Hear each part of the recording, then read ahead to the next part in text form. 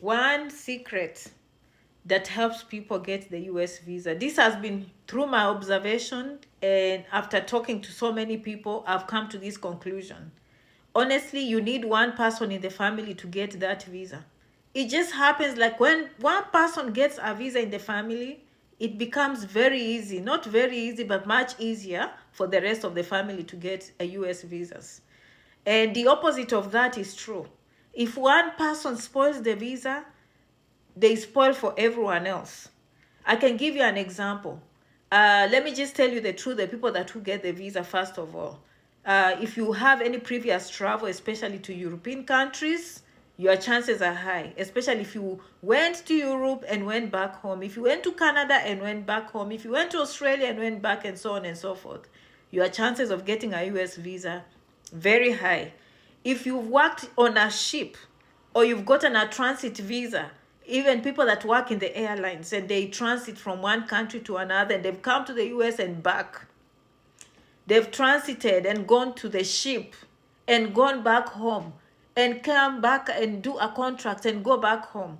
Those people have a very, very, very high chance of getting a US visa. That is just my honest opinion. Now, for people who travel to other countries, let's say, Middle East, Asian countries, it's not a guarantee, but they will look at a pattern. Again, these are my observations. Let's say someone worked somewhere in the Middle East like a teacher, and then moved back home, and then went back to another country another time, and then went back home. There's that history. What it tells me is you cannot pretend that you're just going to the port of entry somewhere. You just rush to one of those countries next to you. Like, you go to Kampala border, you go to Tanzanian border, okay? Think of your country, the next country, because what they are thinking, you just went for a visa stamp. You just went there, roasted some maize, and then from there you went back. That really tells me something.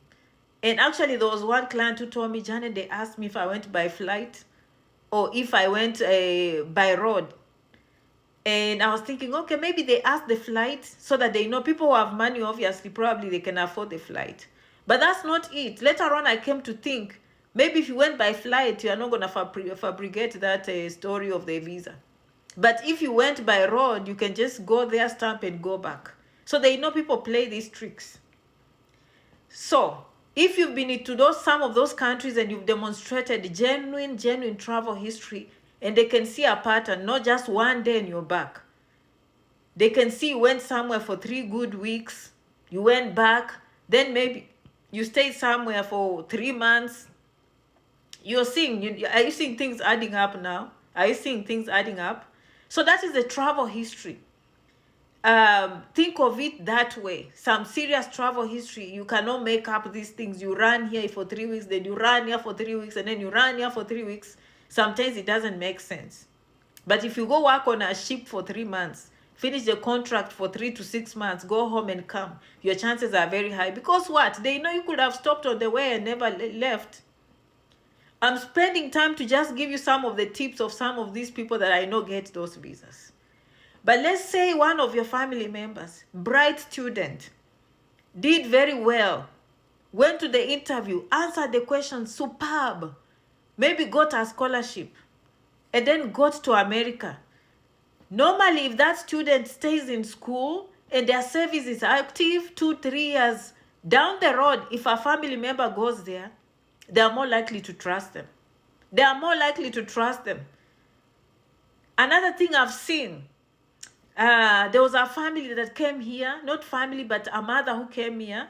She used to travel back and forth on a visit visa, but then this time she came and decided to change her status from visit visa to student. And by the way, if you need any help, one of these things that I'm talking about, especially if you do not want to overstay your visa, you know how the environment has changed right now. Janet Rangi 67@gmail.com. And by the way, we have info@janetrangi.com. That is my official email. It's on janetrangi.com. Any of those, they will all come to the same place. But that's besides the point. Janetrangi67@gmail.com is just easy for some of you. She came to America on a visit visa.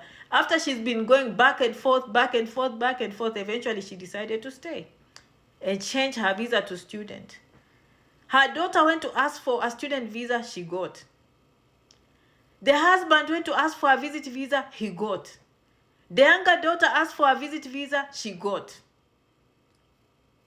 That trend I noticed.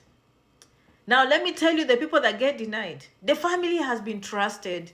The mother has a visa. The sister has a visa. The brother has a visa.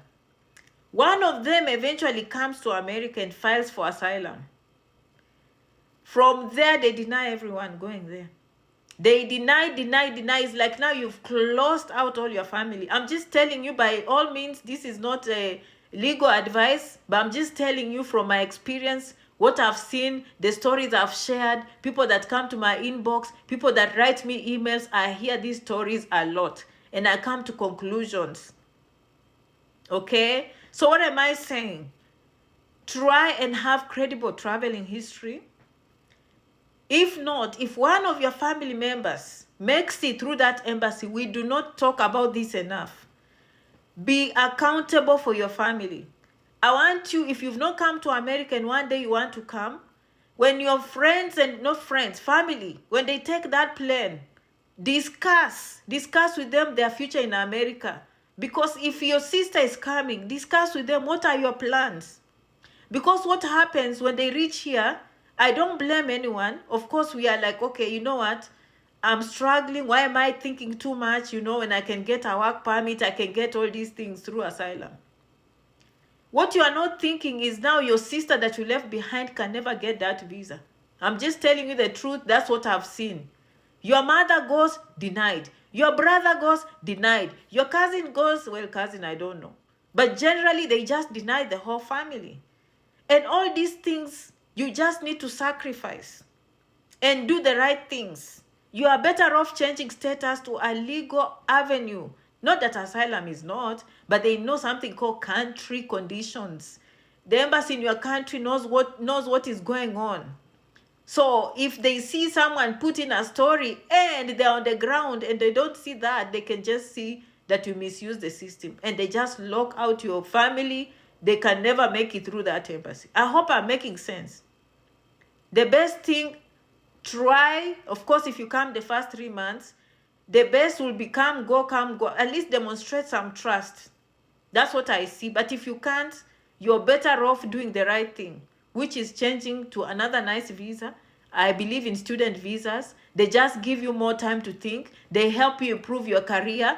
They help you even change to nursing and get a green card. All these things you hear, oh, we are fear, hide. They are taking you people, deportation. We call them removal proceedings. Deportation is old-fashioned. It's kind of scary. We call it removal proceedings. All those things, you don't have to go through that. You do not have to go through that. If you have any questions, again, as I said, janetrangi67@gmail.com. Don't spoil for your family, please, if you get a visa. Think of your brothers. Think of your sisters. Think of your parents. They want to join you one day. Your spouse. How did I forget your spouse? How did I forget your children? It becomes extremely, almost impossible for you to rejoin unless you choose to go back home. If you go that route, you know what I'm talking about. You know? But student visa, as I said more time in America, go to school, improve your career. You can always get a work permit. No, if hardship, okay, you can work on campus 20 hours a week. You can get a social security number. You can get a driver's license. But above all, it just gives you time to grow, and make your family proud. It takes time. The road is not easy, but nothing is ever easy. Things that are easy never last. I wish you luck when you come to America and you want more information about change of status. Janet, by the way, I see a lot of success rates, despite of the videos I see on YouTube. If they ask, if you provide the right evidence, they have no problem. Okay, approving. Good luck, guys. Okay, I'll see you in the next video. See you guys and bye-bye.